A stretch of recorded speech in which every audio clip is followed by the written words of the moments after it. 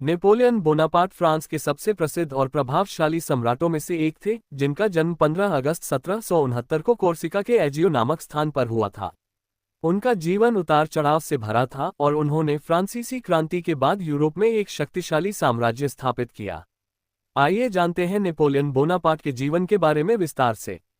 प्रारंभिक जीवन और शिक्षा। नेपोलियन का जन्म एक सामान्य परिवार में हुआ था।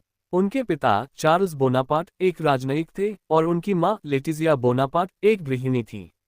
उनके परिवार का सामाजिक और राजनीतिक दर्जा उस समय के फ्रांस में ज्यादा उच्च नहीं था, लेकिन नेपोलियन के भीतर बचपन से ही एक बड़ा व्यक्तित्व बनने का सपना था।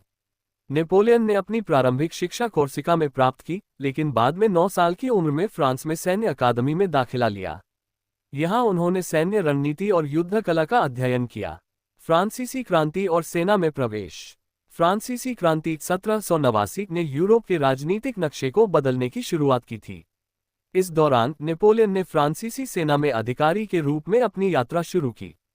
1793 में उन्होंने टूलोन की घेराबंदी में भाग लिया, जहां उनकी रणनीति की सराहना की गई और उन्हें ब्रिगेडियर जनरल के रूप में पदोन्नत किया गया। नेपोलियन की सैन्य सफलता। नेपोलियन ने अपनी सैन्य क्षमता से फ्रांस को कई युद्धों में विजय दिलाई। 1796-1797 में उन्होंने इटली में ऑस्ट्रियाई सेना के खिलाफ महत्वपूर्ण युद्ध लड़े और शानदार जीत हासिल की।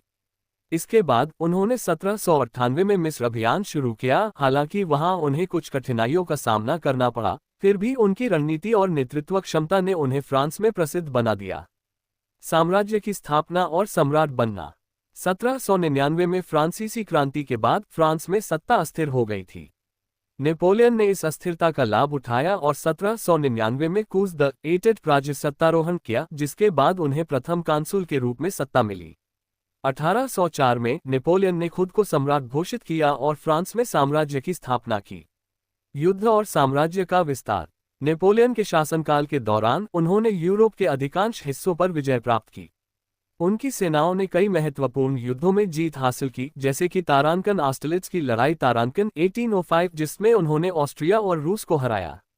उनकी जीतों के कारण उनका साम्राज्य बहुत विशाल हो गया, जिसमें France, Italy, Spain, Germany, Poland और अन्य यूरोपीय देश शामिल थे।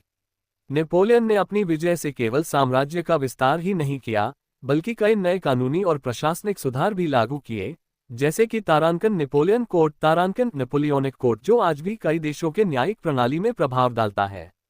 रूस अभियान और पतन। नेपोलियन का सबसे बड़ा सैन्य नुकसान 1812 में हुआ, जब उन्होंने रूस पर आक्रमण किया।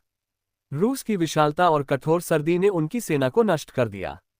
इस अभियान में उनकी सेना को भारी नुकसान हुआ, जिससे उनका साम्राज्य कमजोर पड़ा। इसके बाद यूरोप के कई देशों ने मिलकर नेपोलियन के खिलाफ गठबंधन किया और उन्हें 1814 में अपने साम्राज्य से निर्वासित कर दिया। निर्वासन और पुनः सत्ता में वापसी।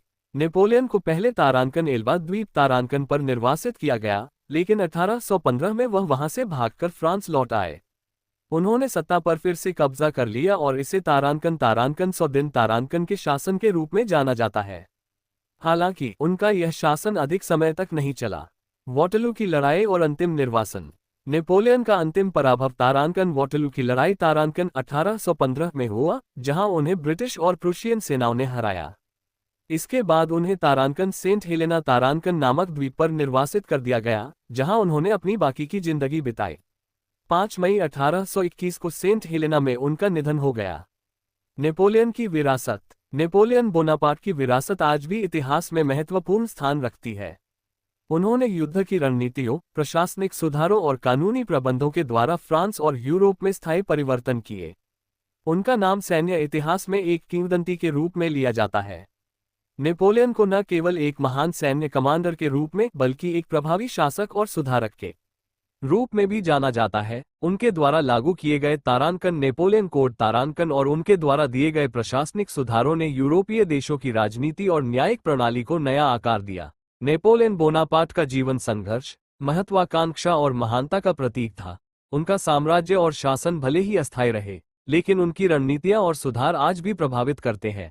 उनका जीवन हमें ये सिखाता है कि असंभव लक्ष्य को भी सही रणनीति और दृढ़ निश्चय से प्राप्त किया जा सकता है।